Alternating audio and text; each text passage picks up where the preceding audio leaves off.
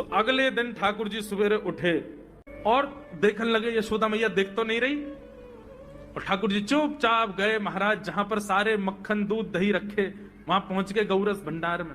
और गौरस भंडार में एक मटकी के ऊपर से ढक्कन हटाए करके जैसे ही ठाकुर जी ने हाथ बोर के पानो प्रारंभ किया, सामने एक खंबा था, उसमें मणि लग रही थी। आज पहली बार 3.5 वर्ष की आयु में ठाकुर जी ने अपना प्रतिबिंब देखा। ठाकुर जी ने जैसे ही प्रतिबिंब में अपने रूप को देखा, अपने रूप को देख करके ठाकुर जी बोले, हो तू भी आयो यहां चोरी करवे? अपने आप से ही बात कर रहे हैं ठाकुर जी।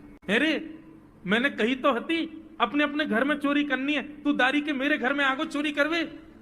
ठाकुर जी अपने प्रतिबिंब से बात कर रहे हैं।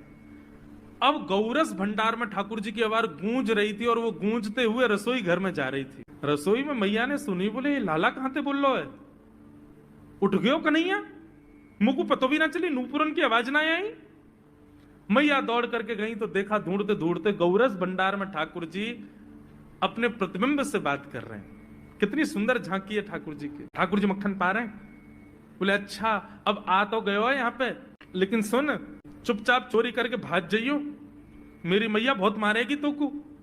बाकू यदि पतो चल गई तू चोरी कर रहा है तोकू उखलते मान देगी, मेरी मैया बहुत मारेगी।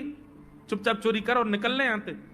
ठाकुर जी चोरी की बात कर रहे थे, यशोदा मैया ने पीछे से सुनी, लाला ओ कन्हैया। ठाकुर जी घबरा गए, मैया कैसे आ गई? हाँ मैया, कौन से बात कर रहे हो तू? अरे मैया देख हमारे घर में चोर घुसायो है। अपने प्रतिबिंब को दिखा करके ठाकुर जी कह रहे हैं, देख मैया हमारे घर में चोर घुसायो, जे चोरी कर रहे हो हमारे यहाँ के मक्खन की, तो मैया को पकड़वे आयो हूं। नन्हे से गोपाल जी, बहुत मधुर लीला। मैया हंस भी रही है और क्रोध भी कर रही। बोले अच्छा जो चोरी कर रहे हो? बोले हाँ।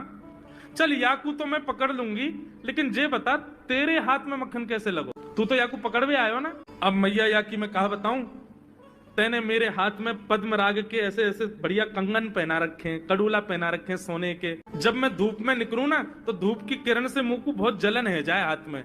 तो कल मेरे सखा मधुमंगल ने मुझसे कही, बोले लाला जे जलन तेरी दूर रह जाएगी, तू मक्खन में हाथ बोर लियो अपनो, सो तेरी जलन दूर रह जाएगी। या हमारे भैया जलन हटावे के काजे मैंने हाथ बोरो है। भैया बोली अच्छा चल लाला, यहाँ तो तेरे जलन है रही और यहाँ पे यहाँ मक्खन कैसे लगो? ठाकुर जी बोले मैया मैं अपनी जलन दूर कर रहा हूं। इतने में जन कहां एक मक्खी आके मेरे मुंह पे बैठ गई। बाकू उड़ावे के काजे मैंने जैसे मुंह पे हाथ किया सो मक्खन मेरे मुंह पे लग गो। मैया बोली लाला तू चोरी भी करन लगो और अब झूठ भी बोलन लगो मुझसे। ठाकुर जी ने ग्वाल वालों से कहा भैया मिशन फेल हो गया, घर में तो चोरी नहीं कर पाए हम।